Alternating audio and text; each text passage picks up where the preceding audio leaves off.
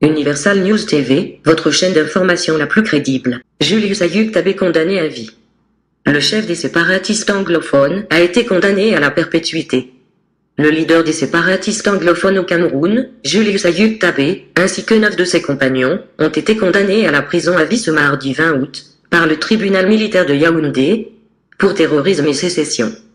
La sentence est tombée vers 5h37 mardi matin, après une audience sans interruption, et qui a débuté le lundi 19 août et s'est poursuivie toute la nuit. Eh bien, nous parlons ce matin du Cameroun avec la condamnation de Sissoko Ayuk Tabé. Sissoko Ayuk Tabé, vous vous en souvenez, c'est le leader des séparatistes du côté du Cameroun. Eh bien, le tribunal militaire de Yaoundé, dans la capitale camerounaise, vient de prononcer une peine de condamnation à perpétuité à l'encontre de Sissoko Ayuk Tabé, le leader des séparatistes anglophones, avec 9 autres personnes. Ayuk Tabé a été reconnu coupable de terrorisme et sécession. Voilà ce que la justice a décidé pour lui. Et cet ancien employé de la défunte compagnie publique en charge de l'électricité, la SONEL, l'ex-SONEL au Cameroun, s'était proclamé président de l'Ambazonie, État que les séparatistes anglophones veulent créer au Cameroun. C'était au lendemain de la montée en puissance des revendications séparatistes dans les 2 régions anglophones du Cameroun, au nord-ouest et du sud-ouest,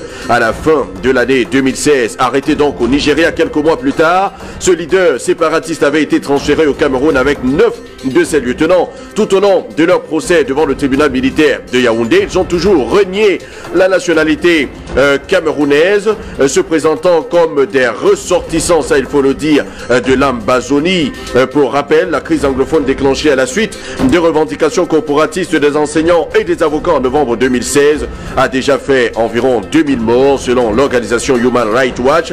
À en croire l'ONU, plus de 530 000 personnes ont fui ces régions camerounaises dans lesquelles des combats opposent régulièrement l'armée régulière du Cameroun aux séparatistes de ce côté-là. Voilà de quoi il s'agit du côté du Cameroun, et nous on se pose la question. Ouvrons le bal de la presse camerounaise ce matin avec le journal L'Indépendant qui titre Julius Ayuk Tabé, la prison à vie. À l'issue d'une interminable audience, mardi, le tribunal militaire de Yaoundé a reconnu 10 leaders séparatistes anglophones coupables de tous les chefs d'accusation retenus contre eux. Outre la prison à vie, ils ont également écopé d'une amende de 250 milliards de francs CFA, soit 381 millions d'euros. Monsieur Arthur Aoumou, votre avis sur cette sentence aux allures de couperet sur Julius Ayuk Tabé et ses collaborateurs? Bon, certains diraient qu'il y a une sentence aux allures du couperet, comme vous avez si joliment dit.